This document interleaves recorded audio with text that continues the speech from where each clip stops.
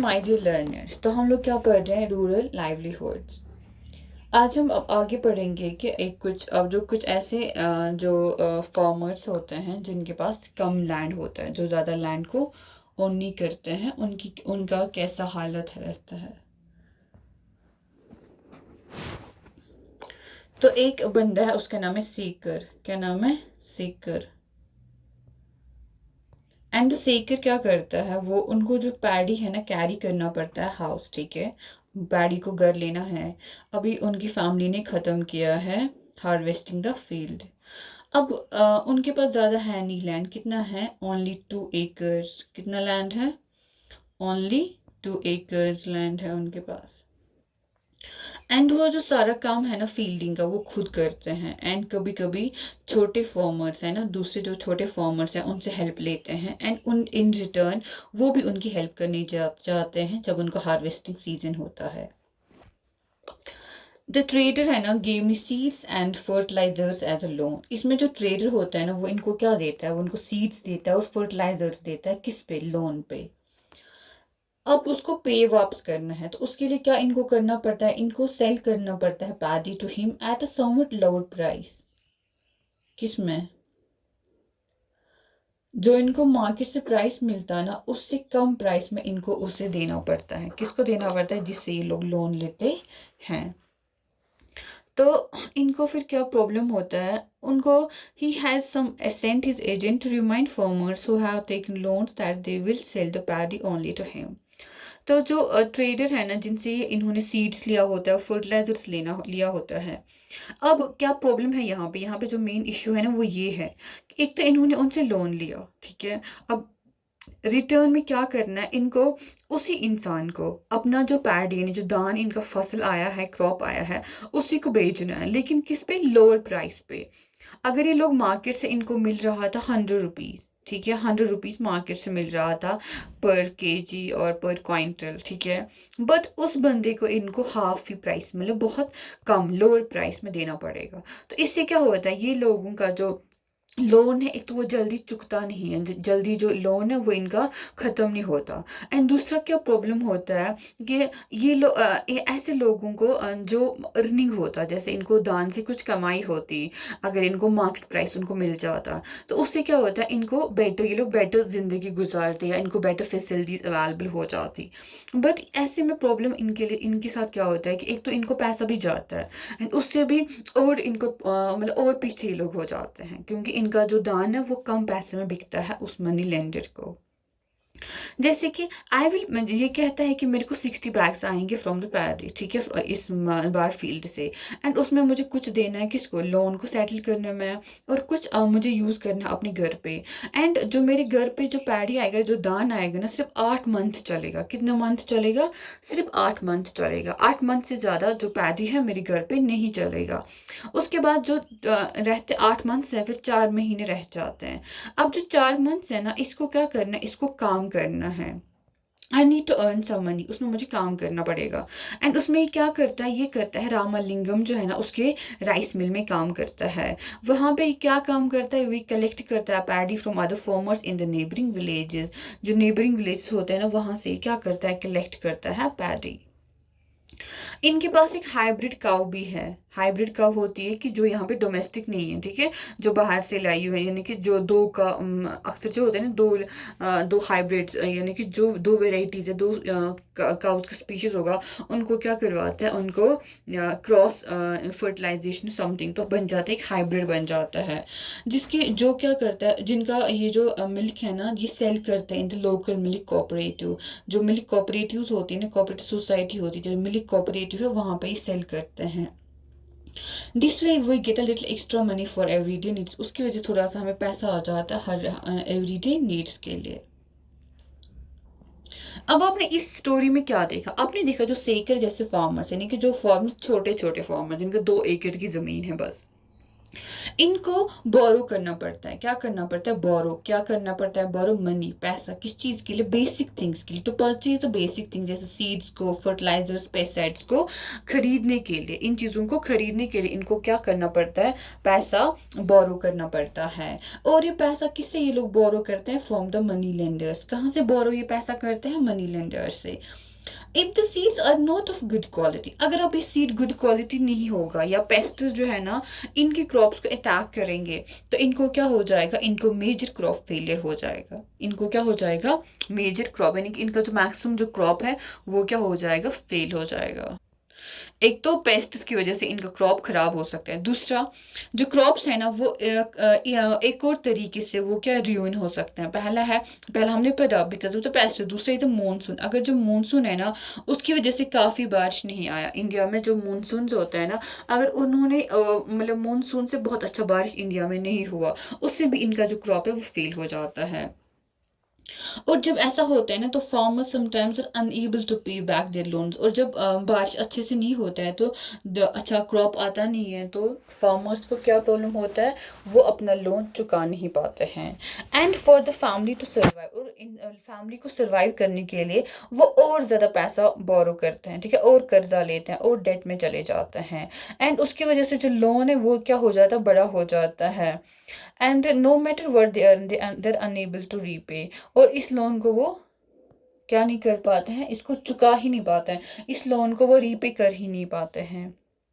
And यहाँ पे वो बेचारे किस में आ जाते हैं? बहुत ज़्यादा कर्जे में आ जाते हैं। They are caught in the डेब्ट।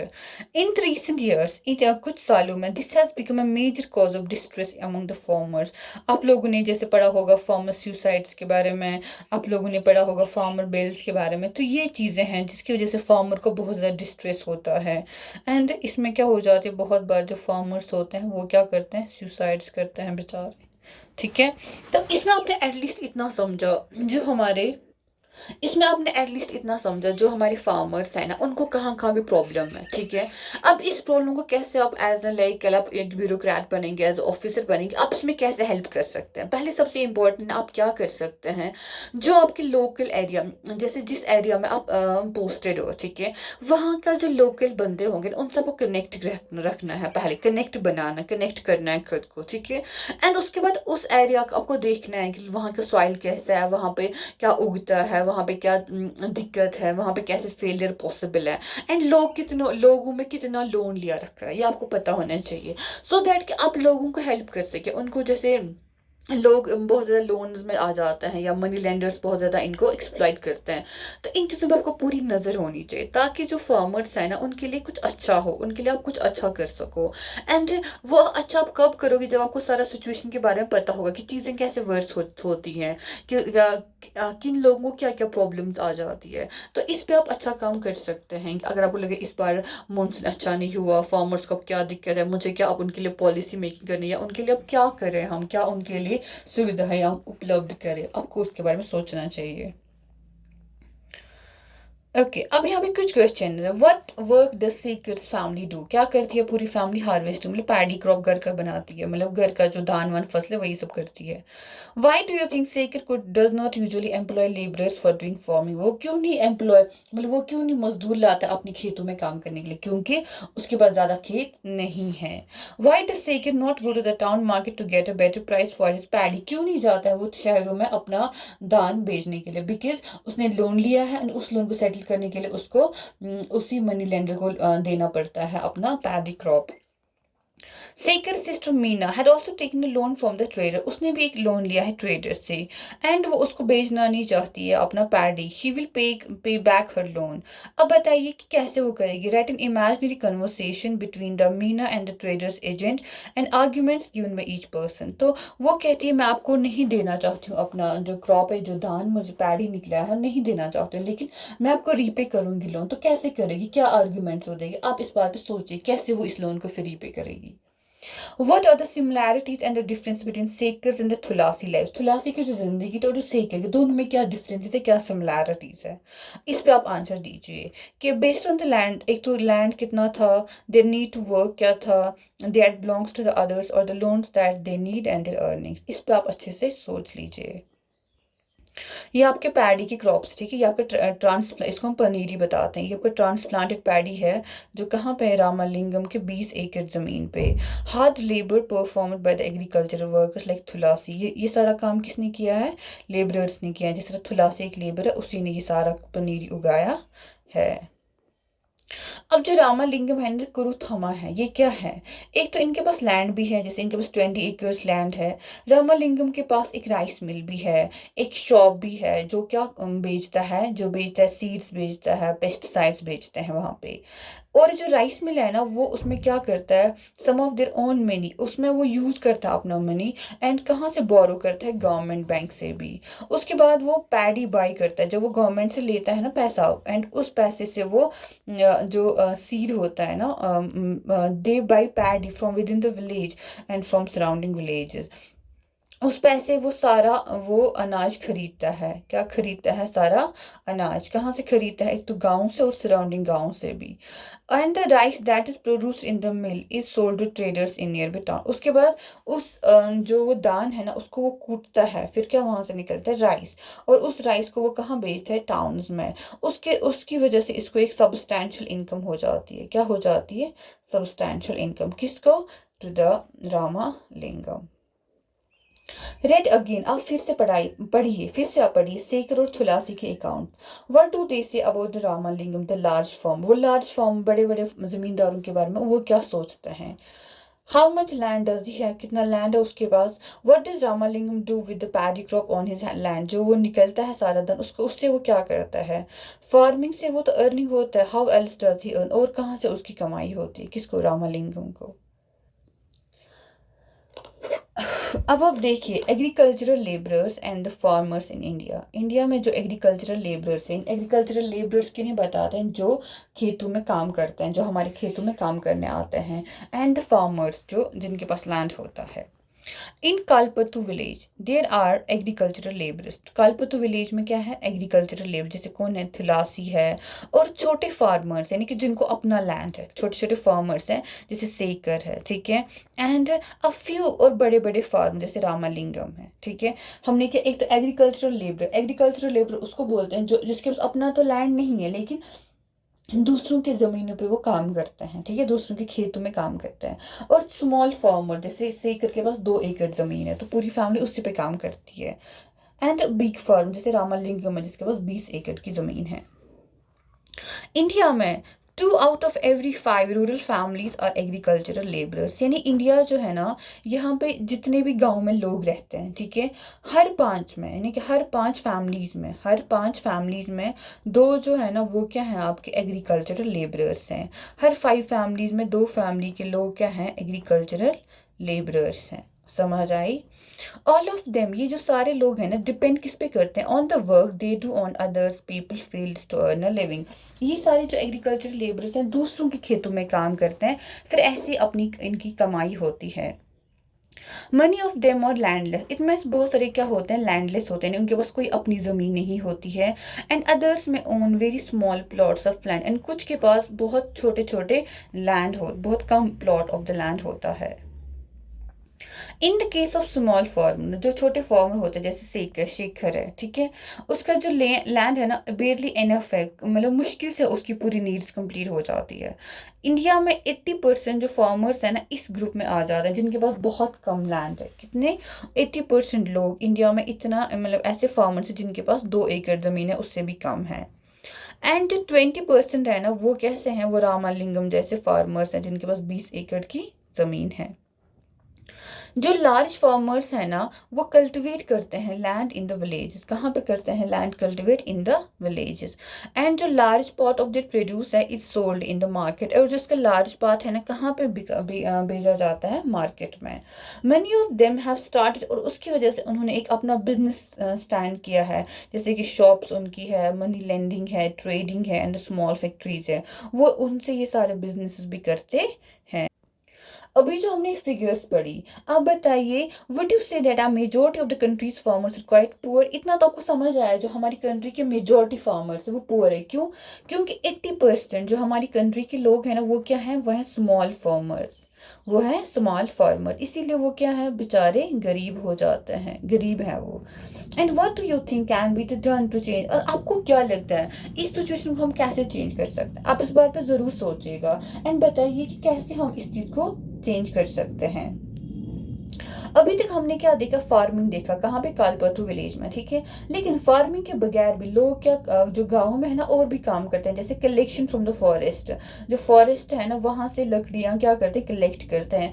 एनिमल हस्बेंड्री, यानी कि एनिमल्स को, जैसे कैटल को, गाय को, बुफेलो को, गोट्स को पालते हैं। डेयरी प्रोड्यूस, ठीक है, जहाँ से मतलब ऐसे दूध जो प्रोडक्ट्स है ना वो सारे बनाते हैं। फिशिंग करते हैं, ये सारे काम कहाँ लोग करते हैं, गाँव में करते हैं। ओके, फॉर एग्जाम्पल जैसे कि कुछ गाँव के सेंट्रल इंडिया में क्या, आपका मध्य प्रदेश आता है, आपका आता है बहुत सारी जो स्टेट्स है ना जो सेंट्रल इंडिया में आती है। तो मध्य प्रदेश, यहाँ पे थोड़ा राजस्थान इस साइड से आपका, तो मोस्ट सेंट्रल इंडिया में आता है आपका मध्य प्रदेश आता है, छत्तीसगढ़ आता है, और बाकी भी कुछ कुछ स्टेट्स के बॉर्डर्स हैं, जैसे उड़ीसा, झारखंड, यूपी, महाराष्ट्र, वो भी कुछ उनके बॉर्डर्स आ जाते हैं central India. And central India में क्या करते हैं, फार्मिंग भी करते हैं, कलेक्शन भी करते हैं फ्रॉम द फॉरेस्ट। ये उनकी important sources of the livelihood है। क्या क्या, एक तो फार्मिंग है, इंपॉर्टेंट लर्न रखना है आपको, फार्मिंग है and collection from the forest, ये उनकी इंपॉर्टेंट ऑक्यूपेशंस है।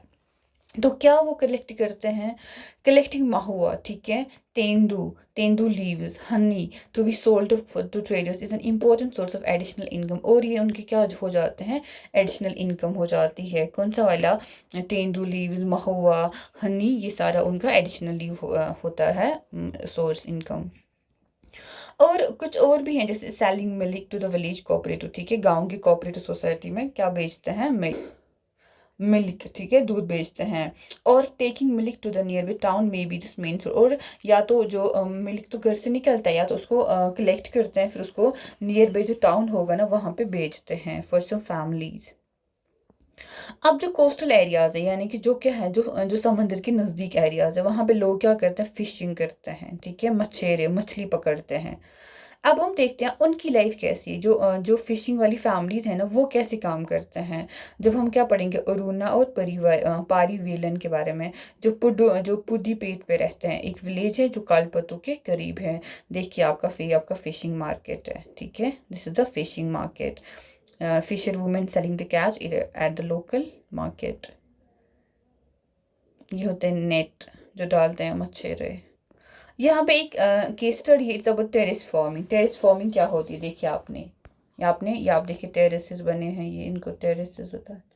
टेरेस फार्मिंग किसको बताते हैं, देखिए ये कहाँ पे, आपकी नागालैंड का आपकी नॉर्थ ईस्टर्न स्टेट्स में आ जाती है। This is a village called Chizami, क्या है इस गांव का नाम, Chizami, which is in Phek district in Nagaland, जो कहाँ पे आपका है, डिस्ट्रिक्ट है फेक, उसका नाम है, कहाँ पे है ये डिस्ट्रिक्ट, नागालैंड में। इस लोगों, ये जो है ना लोग इस गांव के, बिलोंग टू द छकसेंग, ठीक है, छकसांग कम्युनिटी इसका जो कम्युनिटी का नाम है, छकसांग कम्युनिटी से ही बिलोंग करते हैं। और ये क्या करते हैं, टेरेस कल्टीवेशन करते हैं। तो टेरेस कल्टीवेशन किसको बोलते हैं, कि जो लैंड है ना वो हिल पे है, ठीक है, ऑन अ हिल स्लोप, जैसे हिल है ना, हिल पे स्लोप्स होते हैं ना, हिल स्लोप पे इनका लैंड है। इसको ये लोग क्या बनाते हैं, फ्लैट प्लॉट्स बनाते हैं and carve in the steps, ठीक है। The sides of the each plot are raised in order to retain water. देखिए ये हिल्स है, हर एक हिल्स की क्या हुआ है, देखा, इसको क्या इन्होंने बनाया है, स्टेप्स है ना, स्टेप्स बनाए हैं, ताकि जो पानी है ना वो नहीं जाए बाहर। इस हिल की जो स्लोप है ना, इन पे इन्होंने टेरेसेस बनाए हैं, ताकि जो पानी है वो नहीं जाए बाहर। इतना समझ आया, पानी रिटेन हो पाए। स्लोप पे तो ऐसे सीधे पानी जाता है, इन्होंने क्या बनाई, टेरेसेस बनाई है ऐसे। ओके, तो इन्होंने बनाया है लैंड, जो इस पे फ्लैट प्लॉट्स बनाए हैं and carved into the steps, ठीक है, ऐसे जो स्टेप्स हम बनाते हैं सीढ़ियों के, वैसे इन्होंने बनाया भी है। इसकी वजह से क्या होता है ना, water stand in the field, जो पानी है वो फील्ड में रहता है, जो राइस के लिए बहुत इंपॉर्टेंट है, ठीक है। The people of Chizami have their individual fields, इनके पास क्या है, अलग अलग फील्ड्स हैं, लेकिन ये सब क्या करते हैं, कलेक्टिवली काम करते हैं एक दूसरे के खेतों में। और ये ग्रुप बनाते हैं 6 या 8 लोगों का, एंड टेकन, और पूरा सब लोग जाते हैं माउंटेन साइड में to clean the weeds on it, मतलब वीड्स वगैरह भी ये खुद ही निकालते हैं सारे लोग मिलकर। ईच ग्रुप, हर ग्रुप है ना, ईट्स टुगेदर, साथ में खाते हैं। Once their work for the days over, जिस दिन वो लोग काम खत्म करते हैं उसके बाद साथ में सब लोग खाते हैं। This goes on for several days until the work is complete, और ये कंटिन्यू बहुत दिन तक चलता रहता है जब तक इनका पूरा काम कंप्लीट हो जाता है। ओके अब हम बढ़ते हैं अरुणा और पारीवेलन। अरुणा जो पारीवेलन है, ये लोग क्या काम करते हैं, फिशिंग का काम करते हैं, ठीक है, मछली पकड़ते हैं। एंड कालपातू से ज़्यादा दूर नहीं, ये लोग कहाँ पे रहते हैं, पुडुपीठ में रहते हैं ये। और यहाँ पे लोग कैसे कमाते हैं, मछली पकड़ कर, ठीक है, मछली पकड़ते हैं लोग यहाँ पे।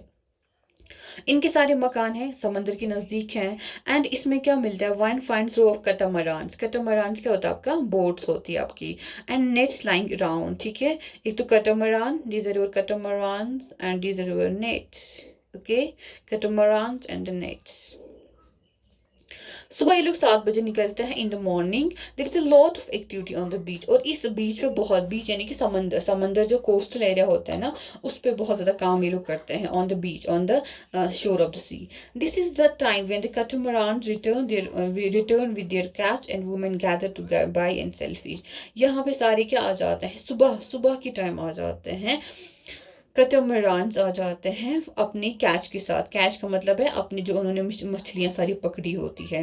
एंड वहाँ पे सारी वुमेन जमा होती है कि वो क्या करती है, बाई करती है, उसके बाद उसको बेचती है। मेरे हस्बैंड पारीवेलन, इनके जो हस्बैंड का नाम है उनका नाम है पारीवेलन, और उनका भाई है, ठीक है, और इनका भाई और इनका ब्रदर इन लॉ, ये 3 लोग हैं, आज लेट आए। आई वॉज वेरी वरीड, वो बहुत परेशान हो रही थी। They go to the sea together in our catamaran, वो कैटमरान में साथ साथ में इकट्ठे जाते हैं। और उन्होंने बोला कि वो एक स्टॉर्म में, देवर कॉट इन स्टॉर्म, ठीक है, वहां पे एक स्टॉर्म आया था। I have kept aside some fish for the family, मैंने कुछ फिश किस लिए रखी है, अपनी फैमिली के लिए। एंड बाकियों को मैं क्या करूँगी, ऑक्शन करूँगी, यानी कि बाकियों को मैं बेच दूंगी। जो मनी ये इसको मिलेगा, किससे, ऑक्शन देने के, बेचने के बाद जिनको पैसा मिलेगा उसको कितने हिस्से ये लोग करेंगे, 4 हिस्से। कितने हिस्से करेंगे, 4 हिस्से। और सबको एक एक हिस्सा, one each for each person who went fishing, and the fourth where is for the equipment, ठीक है। फोर्थ किसके लिए रखते हैं, चौथा शेयर इक्विपमेंट्स के लिए। 3 शेयर, जो 3 लोग जाते हैं उनको अलग अपना अपना शेयर मिलेगा। जैसे कि ये लोग ऑन करते हैं कैटामरान, तो इंजन और nets we get that share too. तो जो इक्विपमेंट देगा उसको एक शेयर मिलता है, लेकिन इक्विपमेंट्स कौन देती है, पारेविलन और इसका हस्बैंड, तो इनको एक और शेयर उसका मिल जाता है। इन्होंने भी एक लोन लिया है बैंक से, एंड उससे उन्होंने एक इंजन खरीदा है जो इन्होंने कटमरान में फिक्स किया है। अब ये लोग सी में बहुत दूर भी जा सकते हैं ताकि इनको एक बेटर कैच मिले। कैच का मतलब इनको बहुत ज़्यादा मछलियाँ मिले। द वुमेन, जो वुमेन वहाँ पे खरीदती हैं fish, here will carry them in, वो किस में लेंगी, बास्केट्स में, टू बी सोल्ड, फिर लेंगी नियर बाई, जो नज़दीकी में गाँव है ना वहाँ पे जाएंगी बेचने के लिए। देन देर आर अदर्स, और भी होते हैं वहाँ पे traders who buy for the shops in the town, जो किसके लिए खरीदते हैं, शॉप्स के लिए, जा ताकि लोग इनको अपने टाउन्स में जाके फिर बेच सके। I will only finish this auction by noon, मैं दोपहर तक मतलब 12 बजे तक ख़त्म करती हूँ ऑक्शन। और शाम को मेरे husband and our relatives will untangle and repair our nets, शाम को वो आ जाएंगे और हमारे जो नेट्स वगैरह उनमें कुछ दिक्कत होगा उसको क्या करेंगे, रिपेयर करेंगे। सुबह कितने बजे, 2 बजे ही निकल, यानी कि रात के, सुबह जो है रात के 2 बजे ये लोग निकलेंगे समंदर के सफ़र के लिए। हर साल में at least about 4 months during the monsoon they can not go, यानी कि हर साल में 4 महीने ये लोग फिशिंग पे नहीं जा सकते। तब क्या होती है, मानसून्स होती है। बिकॉज ये वो टाइम होता है जब फिश ब्रीड करती है, ठीक है, ब्रीडिंग ऑफ द फिश होता है, यानी कि उस टाइम फिश का ब्रीडिंग सीजन हो जाता है। During these months we survive by borrowing from the trade, और इन 4 महीनों में कैसे लोग सर्वाइव करते हैं, ये लोग भी बेचारे कर्जा ले जाते हैं, बोरो करते हैं, कहाँ से, ट्रेडर्स से। Because of this later on we are forced to sell the fish to that trader, लेकिन उसके बाद फिर से इनके साथ भी वही होता है, फिर इनको जो मछली है ना उसी ट्रेडर को बेचनी पड़ती है और ये लोग ऑक्शन नहीं कर पाते हैं। Those lean months are the most difficult, और ये बहुत इनके लिए डिफिकल्ट होते हैं। लास्ट इनको बहुत ज़्यादा सफ़र हुआ बिकॉज ऑफ द सुनामी की वजह से इनको बहुत ज़्यादा सफ़र हुआ लास्ट ईयर। अब आपने यहाँ पे देखा कितनी कैसी बात है ये, मतलब वहाँ पे फार्मिंग में प्रॉब्लम था, फार्मिंग में लोगों को दिक्कत था सीड्स का, वो लोग बेचारे लोन। अब फिशिंग में भी इनको दिक्कत होता है बिकॉज इनको 4 महीना फिशिंग नहीं मिल रहता है, तो इसको कहते हैं cyclic employ, like cyclical employment, seasonal employ, इसको साइक्लिकल, इसको सीजनल एम्प्लॉयमेंट बताते हैं। जैसे जब किसी चीज़ का सीजन हो तभी आपको मिलेगा एम्प्लॉयमेंट, तभी आपका इनकम हो जाएगा। जब वो सीजन खत्म होता है तो आपका एम्प्लॉयमेंट भी खत्म हो जाता है, आपका अर्निंग भी रुक जाता है। तो 4 महीना इनके लिए भी प्रॉब्लम होता है, क्योंकि उस टाइम फिशिंग का ब्रीडिंग सीजन होता है। बाकी तो ये साल में जाते हैं, लेकिन फिर उस टाइम नहीं जा पाते हैं। तो उन 4 महीने इनको भी लोन लेना पड़ता है। They have to borrow from the trader, फिर उसको लोन, फिर उसको वो मछली देना पड़ता है लो कॉस्ट में, जैसे उनको पैडी देना पड़ता था लो कॉस्ट में। तो हमने क्या पढ़ा, हमने पढ़े रूरल लाइवलीहुड्स। क्या हमने पढ़ा? The rural livelihoods. तो people in the rural areas earn their living in the various ways. बहुत तरीकों से हमने देखा, कुछ हमने देखे नॉन फॉर्म एक्टिविटीज में भी देखा, ठीक है। Working in farms involves operation such as preparing the land, sowing, weeding and harvesting of crops. अगर हम लैंड पे काम करते हैं ना, तो उस लैंड को क्या करना पड़ता है? एक तो प्रिपेयर पहले करना पड़ता है लैंड को, फिर उसके बाद क्या होता है, सोइंग यानी कि बीज बोना पड़ता है, वीडिंग यानी कि फिर जो उसमें वीड्स आते हैं ना, ठीक है, वो निकालते हैं, हार्वेस्टिंग, फिर उसको हार्वेस्टिंग करते हैं क्रॉप को। तो we depend on nature for the growth of these crops. इसके लिए हमें किसका मतलब नेचर पे ये लोग डिपेंड करते हैं इन क्रॉप्स की ग्रोथ के लिए। हेंस जो लाइफ है ना, वो रिवॉल्व्स अराउंड सर्टन सीजन्स, कुछ सीजन्स में काम होता है। People are busy during sowing and harvesting and less so at other times. लोग इसी टाइम क्या होता है, बिजी होते हैं, जब बीज बोना होता है, जब हार्वेस्टिंग होता है। बाकी टाइम उतना लोग बिजी नहीं होते। Rural people in different regions of the country grow different crops. अलग अलग रीजन्स ऑफ द कंट्री जो है ना, अलग अलग लोग क्रॉप उगाते हैं। लेकिन हमने कुछ सिमिलैरिटीज देखी उनकी जो मैंने आपको भी बताया कि दोनों में क्या सिमिलैरिटीज हैं और जो प्रॉब्लम्स है वो फेस करते हैं। उनके जैसे लोन्स है, उनके सीड्स है, इनकी फिशेज है, कैसे ये मतलब फिर बाइंग सेलिंग हो जाती है। How people are able to survive और earn will depend upon the land that they cultivate. लोग कितना सर्वाइव करेंगे या अर्न करेंगे, ये सब किस पे डिपेंड करता है? लैंड पे। Money depend on these lands for work, as बहुत सारे उन लैंड्स पे एज ए लेबरर्स डिपेंड करते हैं। Most farmers grow crop both for their own requirements and also to sell in the market. कुछ लोग कैसे करते हैं, या तो अपनी रिक्वायरमेंट्स के लिए या तो मार्केट में बेचने के लिए क्रॉप उगाते हैं। Some have to sell the traders for home they have borrowed money, and कुछ को ट्रेडर्स को देना पड़ता है क्योंकि उन्होंने उससे पैसा लिया होता है, बोरो मनी क्या होता है। For their survival, many families need to borrow money for their work or when the no work is available। और बहुत सारी फैमिलीज को अब उस टाइम के लिए भी बोरो करना पड़ता है जब उनके पास कोई काम नहीं होता है। कुछ फैमिलीज ऐसी होती है रूरल एरियाज में जो बहुत मज़े में जीती हैं, जैसे उनके पास बहुत लैंड्स होते हैं, बिजनेस होते हैं, अदर एक्टिविटीज़ होते हैं। लेकिन जो मोस्ट स्मॉल फार्मर्स होते हैं, एग्रीकल्चर लेबरर्स होते हैं, फिशिंग फैमिलीज होती हैं, craft person in the village होते हैं, उनको बहुत ज़्यादा काम नहीं मिलता है टू कीप देम एम्प्लॉयड, कि उनको पूरे साल क्या रहे, पूरे साल उनके पास काम रहे, पूरे साल वो एम्प्लॉय रहे, ऐसा उनको मिलता नहीं है। तो इन चीज़ों पे हमें क्या देखने की ज़रूरत है कि ऐसे लोगों की हम कैसे हेल्प करेंगे। जब उनके पास एम्प्लॉयमेंट नहीं होगा, तब गवर्नमेंट को क्या क्या इनिशिएटिव उनके लिए लेना, तब उनके लिए कैसे प्रोवाइड करना है हमें एम्प्लॉय या लाइवलीहुड या एम्प्लॉयमेंट, या उनका जो लाइफ है वो उस टाइम कैसे चलेगा। एंड उनको मनी लेंडर से ना लोन लेना पड़े और वो लोग को कम दाम में ना बेचना पड़े, उसके लिए क्या करना चाहिए, ठीक है। तो दीज आर द थिंग्स जिस पे हमें काम करने की ज़रूरत है। सो इसके साथ हमारा ये चैप्टर खत्म होता है, the rural livelihoods. In the next we will go for the urban livelihood. हम देखा कि गाँव के लोग क्या क्या काम करते हैं, अब हम देखेंगे शहरों के लोग क्या क्या काम करते हैं। See you in the next one. Till then, take care.